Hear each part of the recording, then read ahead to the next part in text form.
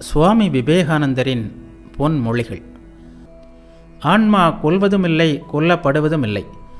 ஆகவே கொல்பவன் தான் கொல்வதாகவும் கொல்லப்படுபவன் தான் கொல்லப்படுவதாகவும் நினைத்தால் அவர்கள் இருவரும் உண்மையை அறியாதவர்களே. உடல் இறந்த பின் மனிதன் என்னாகிறான்? ஞானபரமான அந்த ஆன்மா இறப்பதில்லை, பிறப்பதும் இல்லை. அது எதிலிருந்தும் தோன்றுவதில்லை, அதிலிருந்தும் எதுவும் தோன்றுவதில்லை. பிறப்பற்ற நிரந்தரமான எப்போதும் நிலைத்திருக்கின்ற அந்த ஆன்மா உடல் அழிந்த பின்னும் அழிவதில்லை.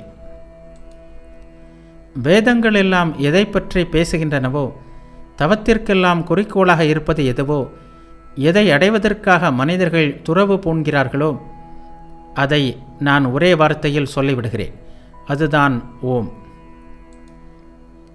உண்மையை உணர்ந்த பின்னர் நாம் அதுவரை விலக்கியிருந்த பொருட்கள் புதிய உருவம் பெற்றுவிடும், தெய்வீகத்தன்மை பெற்றுவிடும். அவற்றை நாம் புதிய கோணத்திலிருந்து பார்க்க ஆரம்பித்து விடுவோம். அவை புனிதத்தன்மை பெற்றுவிடும். எப்போதும் மாறாத இன்பம் மூடப்பட்டு தவறாக புரிந்து கொள்ளப்பட்டு கேலிக்கு உட்பட்டிருந்தாலும் ஒவ்வொரு கணமும் நாம் உண்மையில் அந்த இன்பத்தை அனுபவித்து கொண்டுதான் இருக்கிறோம். எந்த இடத்தில் ஓர் ஆசையோ ஆனந்தமோ இன்பமோ இருந்தாலும் சரி, அது அந்த பேரின்பத்தின் வெளிப்பாடே.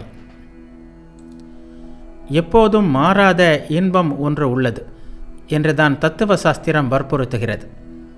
அந்த இன்பம் நாம் உலக வாழ்க்கையில் பெறும் சுகங்களையோ அனுபவிக்கும் இன்பங்களையோ போன்றதல்ல.